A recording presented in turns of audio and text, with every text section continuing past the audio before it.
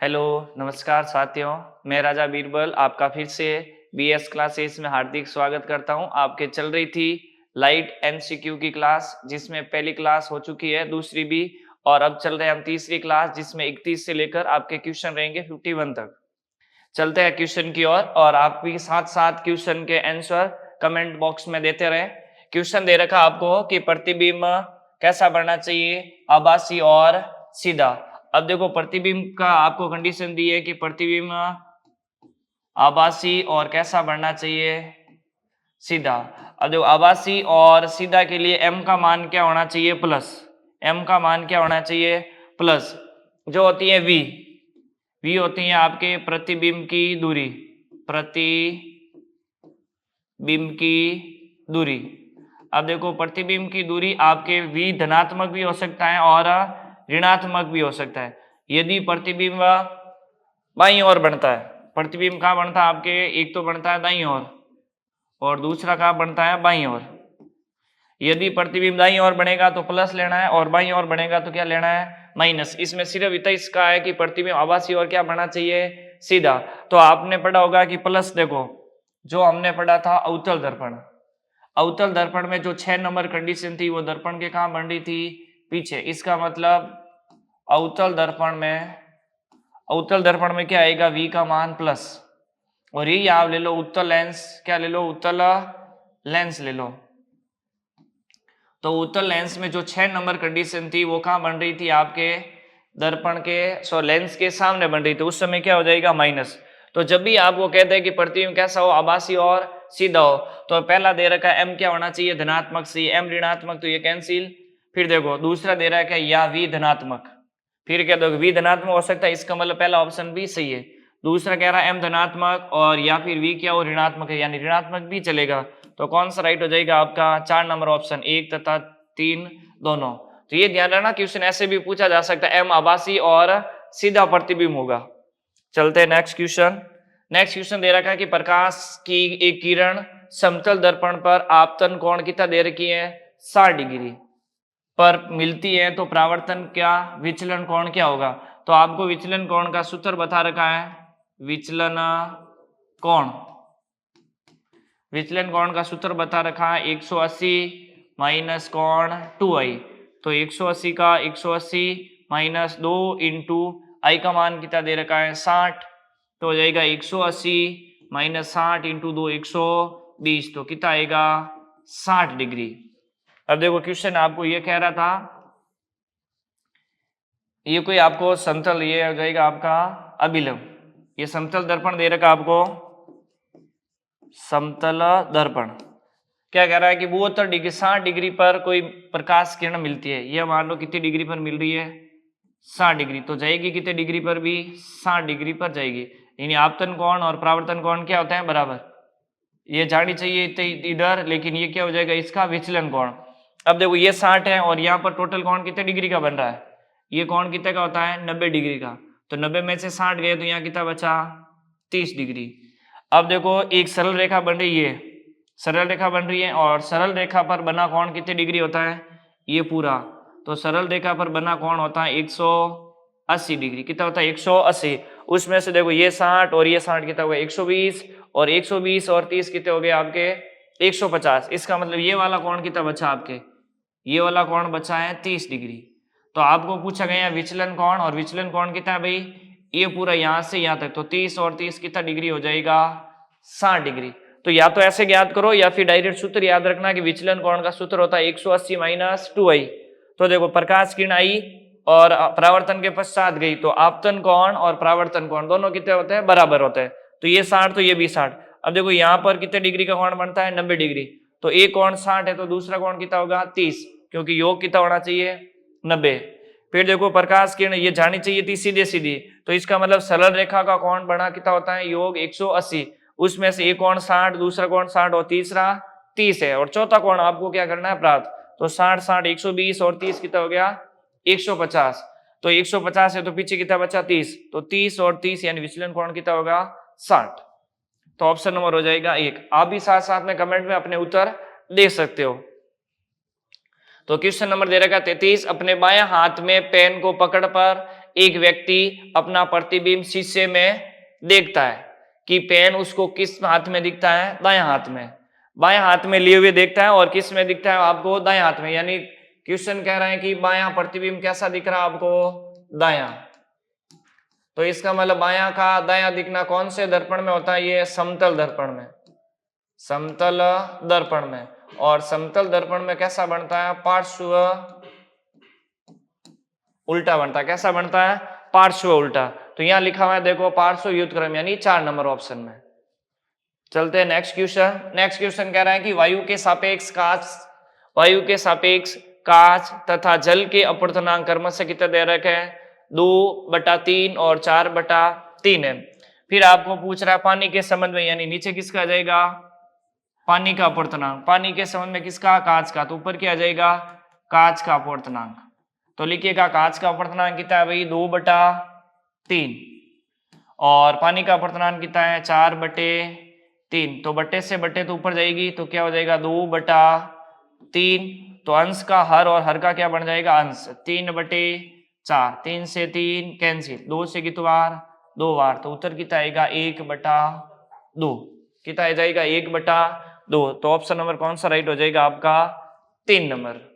Next question दे रखा आपको कि दो माध्यम को अलग अलग करने वाली इंटरफेस पर आपतित प्रकाश की किरण का पथ नीचे दिए गए चित्र में दिखाया गया है। चित्र यहां पर बना नहीं है, मैं बना देता हूं आपके।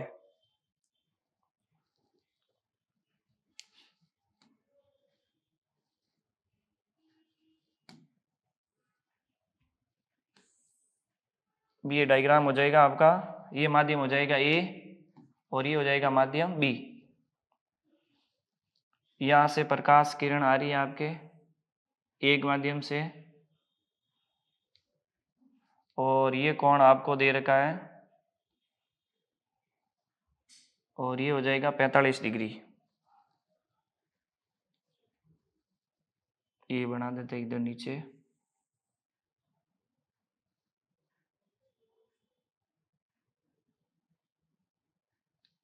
ये दे रखा आपको। अब देखो ये कोण मान लेते हैं, कितना दे रखा आपको,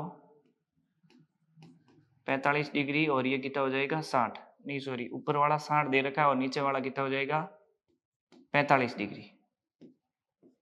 ये डायग्राम आपको दे रखा है, जो याद नहीं दिख रहा आपको, तो ये हो जाएगा 60 और ये 45, ए और कितना दे रखा है, बी दे रखा है। तो क्वेश्चन पूछ रहा आपको, नीचे दिए गए चित्र में दिया गया है, तो माध्यम बी के संबंध में माध्यम ए का अपवर्तनांक किसके बराबर होगा। क्या पूछा गया आपको, माध्यम बी किसके सापेक्ष पूछा गया, माध्यम बी के सापेक्ष। तो नीचे क्या हो जाएगा, माध्यम बी के सापेक्ष माध्यम ए का अपवर्तनांक, माध्यम ए का अपवर्तनांक। तो देखो माध्यम बी दे रखा है, तो माध्यम बी इसका मान लो μ1 और ये हो जाएगा μ2।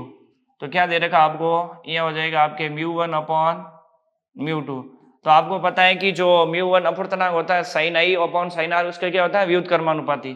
तो ऊपर हो जाएगा sin r/sin i। अब देखिएगा इधर ऊपर क्या आ गया, sin r, और नीचे हो जाएगा sin i, क्योंकि आपने स्नेल का नियम पढ़ा होगा, sin i अपॉन sin क्या होता है, r।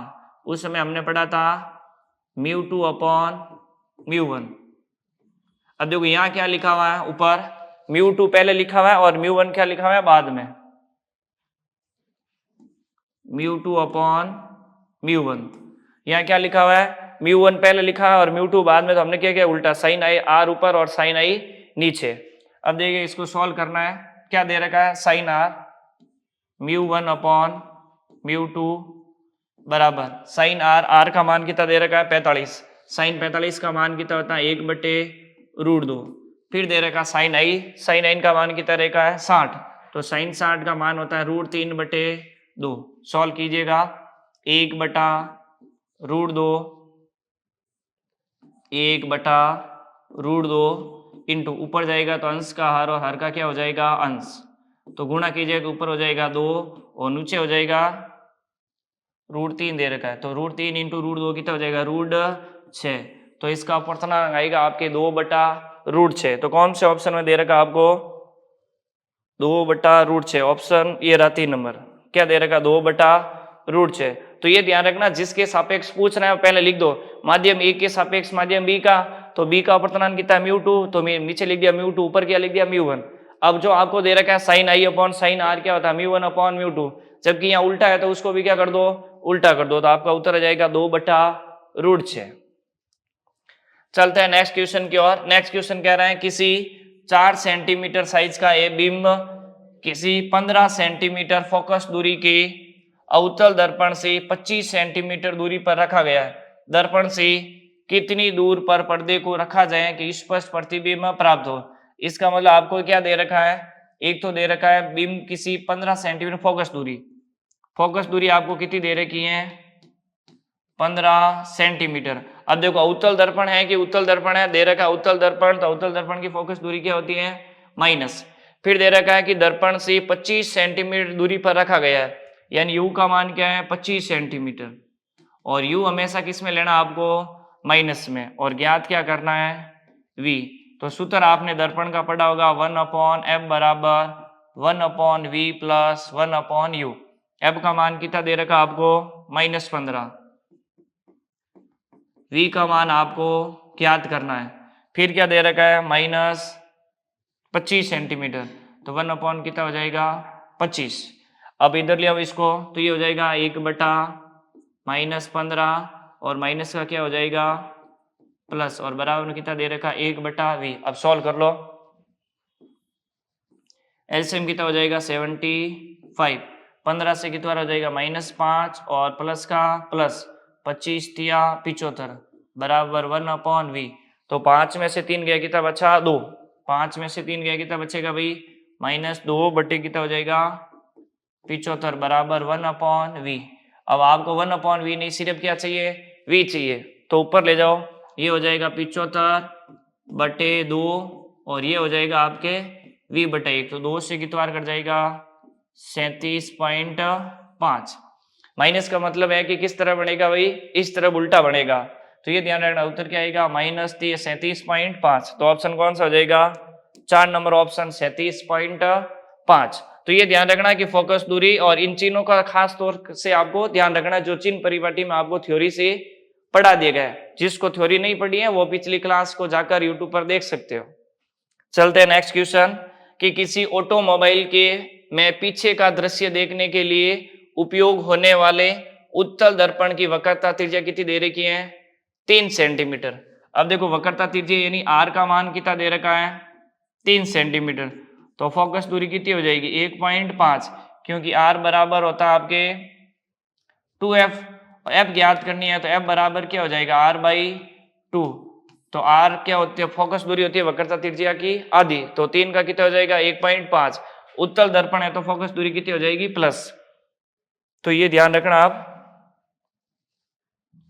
एक यहां लिखा हुआ है 5, तो 5 के स्थान पर चेंज कर देते हैं हम आंकड़ा। देखो इधर यहां आपको दे रखा है 58.5 मीटर, कितना दे रखा है 58.5 मीटर दे रखा है। क्वेश्चन कह रहा है त्रिज्या वाला, यदि एक बस इसे दर्पण से 58.5 मीटर की दूरी पर स्थित है, बस दर्पण से कितनी दूरी है भाई 58.5 मीटर की दूरी, यानी यू दे रखा आपको कितना 58.5 मीटर। एक कोई कांच लगा हुआ है और उससे दर्पण कितनी दूरी पर है बस से, तो 58.5 मीटर दूरी पर स्थित है, और यू हमेशा क्या होता है माइनस में, तो यहाँ लिख देते हैं थोड़ा बड़ा, यू कितना दे रखा आपको -58.5 मीटर। आपको ज्ञात क्या करना है, पूछ रहा है कि दूरी पर स्थित है तो प्रतिबिंब कितनी साइज ज्ञात करनी, यानी आवर्धन ज्ञात करना आपको। तो m बराबर आकार यही तो था, आपको प्रतिबिंब की क्या ज्ञात करनी है साइज, या फिर कितना बड़ा बनेगा। देखो 0.3 गुणा 0.25 गुणा 4 गुणा, तो आवर्धन क्या बनाता है कि वस्तु के प्रतिबिंब कितना गुणा बड़ा बनता है, तो वो बताता है आवर्धन। तो m बराबर आपको बता रहा है, यदि f और v दे रखा तो सूत्र क्या होता है f/f - u। f का मान कितना है 1.5, f का मान 1.5 माइनस माइनस, देखो यहाँ माइनस और कितना दे रखा -58.5, तो सॉल्व कीजिएगा 1.5 बटा क्या हो जाएगा माइनस माइनस क्या हो जाएगा प्लस 1.5, ये हो जाएगा आपके 1.5 और फिर हो जाएगा प्लस का 58.5 सॉल्व कीजिएगा। 1.5 बटा 58.5, 58 और कितना हो जाएगा 60.0, पॉइंट हटाया पॉइंट कैंसिल, 15 से कितनी बार कट जाएगा 4 बार, यानी 1/4 कितना हो जाएगा 1/4। तो जैसे ही 1/4 लिखा आपने तो 1/4 का मतलब कितना होता है 0.25, कितना होगा 1/4 का मतलब 0.25, तो 0.25 यानी कौन सा ऑप्शन हो जाएगा 2 नंबर। तो ध्यान रखना m का मान जो आपको प्राप्त हो रहा है, जैसे m का मान प्राप्त हो गया 2 तो प्रतिबिंब बनेगा 2 गुना, m का मान प्राप्त हो गया 3 तो प्रतिबिंब बनेगा 3 गुना। तो ये ध्यान रखें m का मान कितना 1.5 बटा 60.0, तो यहाँ से पॉइंट हटाए ऊपर 0, यहाँ से हटाएगा तो 1 0, तो 0 से 0 कैंसिल, तो 1/4 उत्तर आएगा आपका। 1/4 का मतलब होता है 0.25। नेक्स्ट क्वेश्चन दे रखा है कि निम्नलिखित में से कौन सा कथन सही है, सही नहीं है, कौन सा कथन सही नहीं है, तो यहां हो जाएगा कथन, कौन सा कथन सही नहीं है। तो बताइएगा 4 ऑप्शन दे रखा है आपको, चारों में से कौन सा कथन सही है और कौन सा कथन गलत है।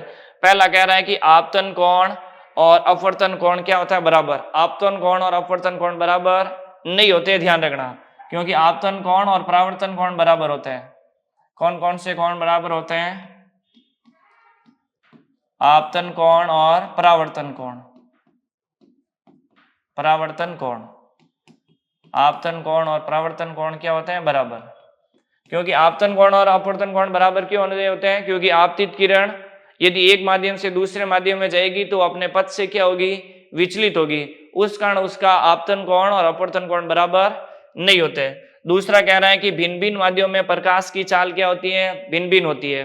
ये आप सबको पता है कि कांच में होती है 2 × 10⁸ मीटर प्रति सेकेंड, कांच में कितनी होती है 2 × 10⁸ मीटर प्रति सेकेंड। निर्वात में कितनी होती है, निर्वात में होती है 3 × 10⁸ मीटर प्रति सेकेंड। वायु में होती है 2.96 × 10⁸ मीटर प्रति सेकेंड। तो ये देखो अलग अलग, कांच में 2 है, वायु में 2.96 है, निर्वात में 3 × 10⁸, यानी अलग अलग माध्यम में अलग अलग चाल होगी। ये कथन क्या होगा सही। किसी भी दिए गए माध्यम में प्रकाश की चाल विभिन्न रंगों के लिए भिन्न भिन्न होगी, ये भी कथन आपका सही है, क्योंकि माध्यम की चाल भिन्न भिन्न रंग पर निर्भर करती है, ये ध्यान रखना। आपको प्रिज्म वाले में बताया गया कि जो कितना विचलन हो रहा है और उनकी चालों का क्रम भी आपको बता रखा है। यदि आपको ये समझना है कि माध्यम में प्रकाश की चाल भिन्न भिन्न रंगों के लिए होती है, तो आप प्रिज्म में आपको टॉपिक में पढ़ाया गया है, तो वहां जाके आप क्लास देख सकते हो। 4 नंबर कह रहा है कि आपतित किरण, अपवर्तित किरण और आपतन बिंदु तीनों क्या होते हैं एक ही तल में होते हैं, तो ये भी क्या है आपका कथन सही है, क्योंकि अपवर्तन नियम में आपको पढ़ाया गया था आपतन बिंदु, आपतित किरण, अपवर्तित किरण और अभिलंब तीनों का होते हैं एक ही तल पर होते हैं, ये ध्यान रखना। नेक्स्ट क्वेश्चन दे रखा, एक गोलीय दर्पण प्रकाश की एक किरण पुंज को अपसारित कर रहा है। क्या कर रहा है भाई, अपसारित, अपसारित। अब देखो अपसारित कर रहा है, इसका मतलब किरणों को फैला रहा है, तो किरणों को फैला रहा क्या कर रहा है, दर्पण है, तो कौन सा दर्पण फैलाता भाई, उत्तल दर्पण। कौन सा दर्पण, उत्तल। उत्तल दर्पण की फोकस दूरी क्या होती है धनात्मक, फोकस दूरी क्या होती है धनात्मक। अब देखो किसके बारे में कह रहा है, उस पर आपतित होती है, तो दर्पण में कौन सा कथन सत्य है, बताइएगा चारों में से कौन सा आपका कथन सत्य है। पहला कह रहा है कि प्रयुक्त दर्पण क्या है उत्तल, बात सही है, क्योंकि उत्तल दर्पण प्रकाश किरणों को क्या करता है अपसरित करता है। फिर दूसरा कह रहा है कि दर्पण की फोकस दूरी क्या होती है धनात्मक, तो इसका मतलब वो दर्पण कौन सा है उत्तल, और उत्तल दर्पण की फोकस दूरी क्या होती है धनात्मक होती है, इसका मतलब 2 नंबर भी सही है। फिर कह रहा है कि इस दर्पण द्वारा बना प्रतिबिंब पर्दे पर देखा जा सकता है, ये क्या कथन गलत है, क्योंकि उत्तल दर्पण द्वारा प्रतिबिंब कैसा होता है आभासी। कैसा प्रतिबिंब होता है आभासी, और आभासी को पर्दे पर प्राप्त नहीं किया जा सकता है। वे प्रतिबिंब जिन्हें आप पर्दे पर प्राप्त कर सकते हो उन्हें कहते हैं वास्तविक, और जिन्हें पर्दे पर प्राप्त नहीं कर सकते वो प्रतिबिंब कैसे होते हैं आभासी। तो क्या कह रहा है 1 और 2 कथन सही कौन से हमारा भाई 2 नंबर में, केवल 1 और केवल 2 सत्य होंगे। नेक्स्ट क्वेश्चन दे रखा 15 सेंटीमीटर फोकस दूरी, एफ का मान कितना दे रखा आपको 15 सेंटीमीटर। दर्पण कौन सा है? उत्तल, तो फोकस दूरी होगी प्लस। ये जब भी आपको न्यूमेरिकल क्वेश्चन करना है, जो दिया है वो पहले लिख दो। तो हमने क्या पढ़ा? 15 सेंटीमीटर फोकस दूरी, तो ये लिख दिया F बराबर 15। उत्तल दर्पण है तो साथ में लगा दिया प्लस। आगे कह रहा है कि 30 सेंटीमीटर की दूरी पर एक वस्तु रखी गई है, इसका मतलब U का मान कितना है? 30 सेंटीमीटर। अब U हमेशा कैसा होता है? माइनस। तो दर्पण सूत्र का उपयोग करके प्रतिबिंब की दूरी ज्ञात करो। बस आप भी कीजिएगा जल्दी से और कमेंट बॉक्स में बताइएगा कि इसका उत्तर क्या आएगा।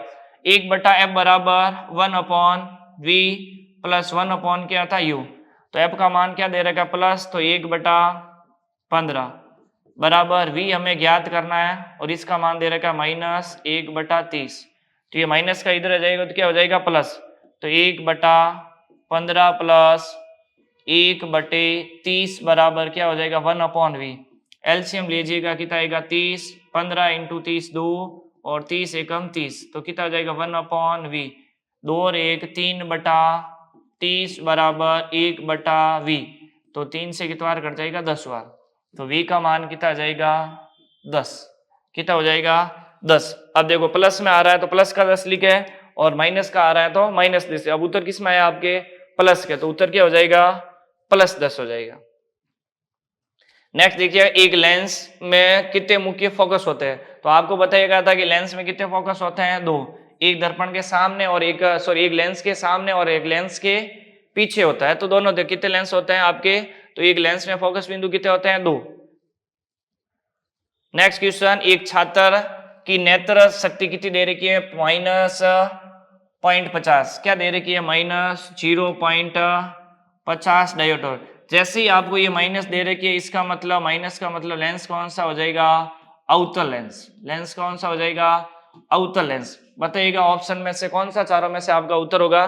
तो देखो, उत्तल वाला कट जाएगा, उत्तल वाला कट जाएगा, पीछे बचा आपके पास 2 और 4। अब क्या पूछा है? इस दोष को ठीक करने के लिए उसे किस प्रकार के चश्मे के लेंस, तो लेंस तो आ गया आपका अवतल लेंस, और उसकी फोकस दूरी ज्ञात करनी है। तो आपको पता है कि P बराबर होता है 1/F, या फिर F बराबर होता है आपके 1/P। तो P का मान कितना दे रखा आपको?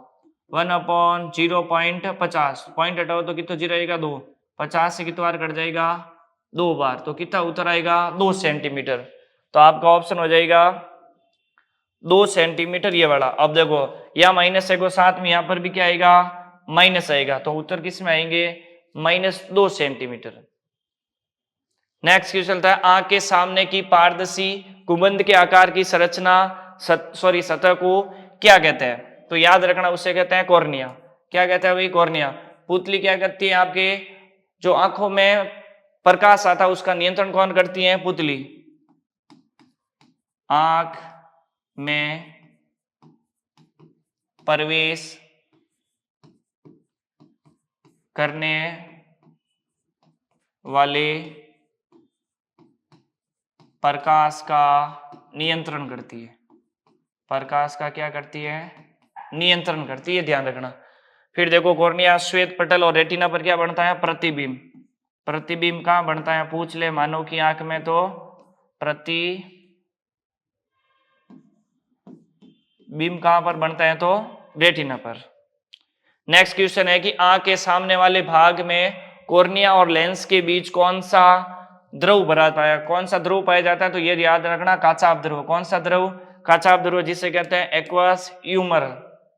तो ये भी ध्यान रखना आपको कि आंख के सामने वाले भाग यानी कॉर्निया और लेंस के बीच कौन सा द्रव पाया जाता है? तो काचाभ द्रव। तो क्वेश्चन पूछा जा सकता है कि काचाभ द्रव का संबंध मानव शरीर के कौन से पार्ट से है? तो कौन सा हो जाएगा? आंख से। नेक्स्ट क्वेश्चन है कि आंख का कौन सा भाग उसके रंग को निर्धारित करता है? अब देखो, मैंने उस समय बताया यदि आपको भाग पूछे तो हो जाएगा आइरिस। क्या हो जाएगा? आइरिस, जिसे आप बोलते हो परितरिका।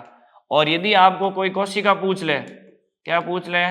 कोशिका, कि मानव शरीर के जो आंख का भाग है, आंख के रंग के लिए कौन सी कोशिका जिम्मेदार होती है? तो वो हो जाएगी शंकु कोशिका। कौन सी कोशिका? शंकु कोशिका। आंख के रंग के लिए कोशिका पूछ ले तो शंकु कोशिका, और रंग पूछ ले तो आइरिस। इसका मतलब कौन सा हो जाएगा? आइरिस। नेक्स्ट दे रखा है आंख का कौन सा भाग आंख में प्रवेश करने वाली प्रकाश किरणों को नियंत्रित करता है। अब ये क्वेश्चन अभी लास्ट स्लाइड में आपको बताया गया, तो बताइएगा चारों ऑप्शन में से कौन सा ऑप्शन आपका सही होगा। जल्दी से बताइएगा कमेंट बॉक्स में कि आपका पुतली होगा कि कॉर्निया होगा या फिर रेटिना होगा। तो आंख का कौन सा भाग आंख में प्रवेश करने वाले प्रकाश को नियंत्रित करता है, तो आपका सही ऑप्शन हो जाएगा 1 नंबर यानी पुतली। तो पुतली किसको नियंत्रित करती है, तो ध्यान रखना जो भी आंख में प्रवेश करता है प्रकाश उसका नियंत्रण करती है पुतली। नेक्स्ट क्वेश्चन है कि एक माध्यम जिसका अपवर्तनांक सूचकांक दे रखा है आपको 1.5, तो प्रकाश की गति ज्ञात करो। तो आपने पढ़ा होगा म्यू बराबर होता है सी अपॉन वी। क्या होता है म्यू बराबर सी होती है निर्वात में प्रकाश की चाल, निर्वात में प्रकाश की चाल, प्रकाश की चाल। दूसरा वी क्या होती है माध्यम में प्रकाश की चाल, माध्यम में प्रकाश की चाल, प्रकाश की चाल। अब आपको माध्यम में प्रकाश की चाल ज्ञात करनी है, म्यू अपवर्तनांक दे रखा है तो इसका सूत्र लिख दो वी बराबर सी अपॉन क्या हो जाएगा म्यू। तो देखो सी क्या होती है निर्वात में प्रकाश की चाल 3 × 10⁸ मीटर प्रति सेकेंड। अपवर्तनांक कितना दे रखा 1.5, तो डेढ़ इंटू 2 कितना होता है 3, तो डेढ़ सा 2 गुना हो जाएगा 3, तो कितना हो जाएगा भाई 2 × 10⁸ मीटर प्रति सेकेंड। नेक्स्ट दे रखा आपको कि लाल रंग का प्रकाश कोहरे या धुएं से कम प्रकीर्णित होता है कि अधिक प्रकीर्णित होता है। फिर दे रखा है क्योंकि इसका तरंग दैर्ध्य श्वेत प्रकाश के अन्य रंगों की घटक की तरंग दैर्ध्य से कम होता है या फिर अधिक होता है। तो जल्दी से बताइएगा इस कमेंट में कि कौन सा ऑप्शन सही होगा। तो देखो क्वेश्चन, लाल रंग का प्रकाश कोहरे या धुएं में क्या होता है कम प्रकीर्णित होता है। क्या होता है भाई कम प्रकीर्णित होता है क्योंकि इसका तरंग दैर्ध्य श्वेत प्रकाश के अन्य तरंग दैर्ध्य, तो लाल रंग का तरंग दैर्ध्य क्या होता है अधिक। तो कौन से ऑप्शन में दे रखा भाई आपको ये, तो देखो सबसे कम होता है ये, कम हो जाएगा प्रकीर्णित, और तरंग दैर्ध्य क्या होता है अधिक होता है। नेक्स्ट क्वेश्चन दे रखा है यदि किसी वस्तु तथा उत्तल लेंस से बने उसके प्रतिबिंब के बीच की दूरी कितनी है। जैसे मान लो ये लिया हमने उत्तल लेंस, कितनी दूरी कह रहा है 4f, इसका मतलब इधर भी कितनी होगी 2f होगी और इधर भी कितनी होगी 2f। यहाँ क्या होता है f, तो f से 2f यानी ये आपको कह रहा है वक्रता केंद्र। क्वेश्चन कह रहा है वक्रता केंद्र, वक्रता केंद्र पर वस्तु को रखी गई है। डायरेक्टली कह रहा है टोटल दूरी कितनी है 4f, इसका मतलब 2f इधर और 2f इधर, 2f यानी फोकस दूरी की दुगनी दूरी कह रहा है, तो वक्रता केंद्र होगी। तो प्रतिबिंब के बीच 4f हो तो प्रतिबिंब का आवर्धन क्या होगा, तो आवर्धन ये क्या होता है m बराबर v अपॉन u, तो v भी बराबर u भी बराबर, तो v बटा v लिख दो, तो v से v कैंसिल, आवर्धन कितना प्राप्त होगा 1, क्योंकि वस्तु की दूरी और प्रतिबिंब की दूरी दोनों क्या है बराबर है, तो उस समय आवर्धन कितना प्राप्त होगा 1, तो क्या हो जाएगा 1 के बराबर। तो क्वेश्चन ऐसे भी आपसे पूछ सकता है। नेक्स्ट कह रहा है कि एक ऐसी घटना जो प्रदर्शित करती है कि कोई रंग कोई तरंग क्या है अनुप्रस्थ है, तो वो कौन सी घटना हो जाएगी ध्रुवण, जो आपको पहले वाले क्वेश्चन में आ गया। ये क्वेश्चन रिपीटेशन है। नेक्स्ट क्वेश्चन दे रखा है लाल रंग की गेंद को हरे प्रकाश में देखने पर वह किस रंग की, देखो रंग कैसा है लाल रंग, और उसको किस प्रकाश में देखना है हरे रंग के प्रकाश में देखना है। तो मैंने क्या कहा था यदि लाल रंग की वस्तु को लाल में देखेगा तो लाल दिखेगी, या फिर श्वेत प्रकाश में अन्य रंग आते ही उसका रंग कैसा हो जाएगा काला हो जाएगा। कैसा हो जाएगा काला। तो ये आपके थे total 51 question MCQ. Next class में हम पढ़ेंगे आपके जो न्यूमेरिकल क्वेश्चन आते हैं प्रकाश से संबंधित क्वेश्चन के लिए। तो जय हिंद, वंदे मातरम, भारत माता की जय।